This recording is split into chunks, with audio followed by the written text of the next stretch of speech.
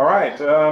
So this time we're going to select the Y-Wing for the first time and go to the maw. I've got with me Holger Schmidt, who's the lead programmer and lead everything on Rogue Leader, and Al Chen again, who's the level designer on the maw. So maybe start out, because we haven't talked too much about the Gamecube in general. Since you're the lead programmer, you've got quite a bit to do, aside from Thomas, as the technical guy with the hardware. So how did Gamecube influence the Rogue Leader progression and the project in general? It's a good thing that it's so easy to program, but it's a bad thing that you don't have that much time to program it. I'd rather have spent more time programming it because it's such fun to actually work on the machine. That's for the sequel. Watch it on tape. Yeah. But in general, what's maybe in comparison to the N64 and maybe a little bit PlayStation 2, because you programmed both, and before that many other machines. But what's the big difference compared to PlayStation and N64? Well, PlayStation and N64 were about the same. Technically, it was the transition from 2D to 3D.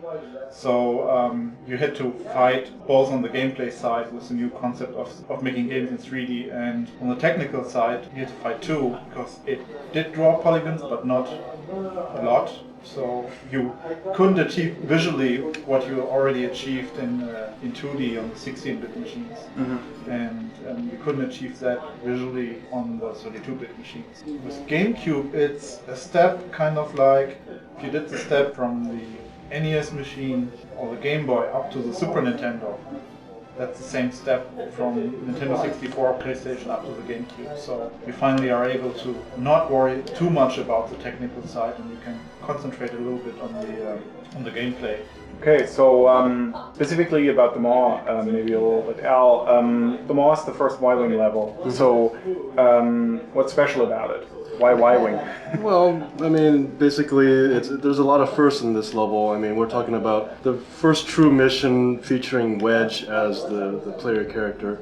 We're also talking about flying the Y-Wing, which is a bomber. It also has the ion cannons and the player gets to use these new weapons for the first time. So we kind of designed this mission to kind of showcase these new weapons and capabilities. For instance, the tankers are just ripe for the bombing, and these shield projector things, the only way you can get at them is by charging up your ion cannons. So we basically integrate the teaching of these weapons into gameplay, so it's kind of transparent. It's not like your standard tutorial thing like press button here and then do this. It's very, very natural, very intuitive. Mm-hmm. That's at least what we're hoping for. All right, second part of the level. This is mostly a bombing mission. So, right, the ATPTs. Where do the ATPTs come from? The ATPTs are non-classic Star Wars, right? Yeah, I think they might be mentioned either in the novels, the Rogue Squadron novels, or the comic books, I believe. Yeah, and they were in the first game, of course. They were, of course, in the original Rogue Squadron. Yeah. And they're quite handy in this very jagged, very dangerous terrain here. And they're fun to blow up. They're kind of cute. The whole idea with this second part of the level was we wanted to really guide the player around the level and turn it into almost like a railed experience without confining him to a rail.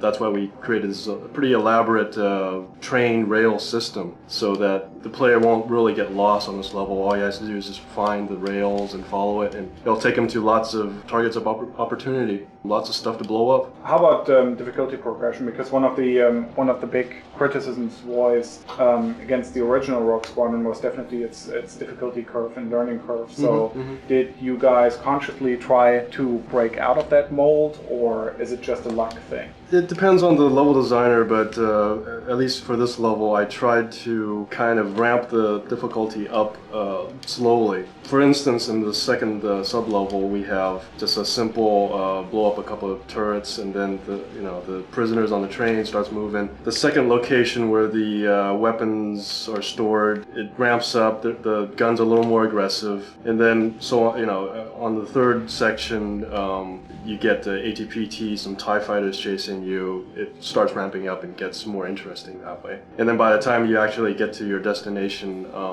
you get a full-on firefight fight going on. So it was a conscious decision to kind of ramp things up here. Maybe as an interesting question, what's the difference comparing this to a typical PC game? Well, your typical PC game is a lot more complex in terms of mission objectives. Also, just your control scheme's a lot more complicated. Definitely, usually they're more simmy, so you have a lot of different gadgets and displays that the player has to keep track of. Whereas on something like the shooter on a console title, usually try to be as simple as possible without being just dumbed down. So you can just jump in there and you can immediately fly and have fun. But then the trick here for us, the level designers, is to provide enough depth after players learn the game to provide a little extra so that the more experienced players can enjoy the game as well as the novice. We've got with us Mario Wagner. Mario is our art director here at Factor 5, and in this case, while Paul Topoulos was the lead artist, Mario still worked on the project and did quite a few things, and his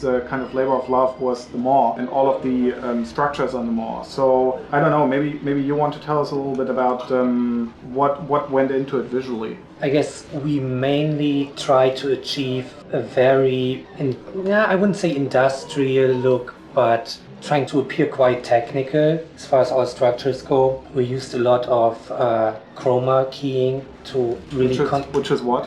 which basically means it's a form of alpha texture. It's a 1-bit alpha which basically texture. Means you've got a transparency in the thing, so Exactly, you can yeah. see through it, right? So it's basically black and white to spare out things, to create holes. It's cheap and it doesn't cause any problems as far as layering goes. You can just put chroma key in front of chroma key, which gives structures a very fine and detailed appearance. And I guess, what we went for were basically everything is on stills, like let's say oil drilling stations. Yeah, the main base idea I think was oil drilling platforms out in the sea, rigs, right? Exactly. Yeah.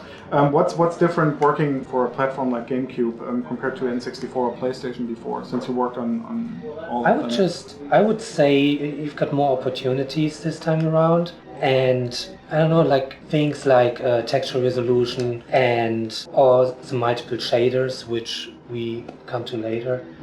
Yeah, you can go pretty wild, but you have to keep track of memory. Yeah. So you would say the biggest problem this generation around for artists is memory? It's still memory. I think it's memory, and it's also it's a detail level which takes now much more time. All the art assets, just as far as detail and models goes, the overall amount of textures, which were like in the past, we had textures, the biggest one was maybe 128 by 128 on the N64, and now all of a sudden, I don't know, it's like up to 5 times as big. Almost 10 times, yeah. Almost 10 times here, like 1024 by 1024.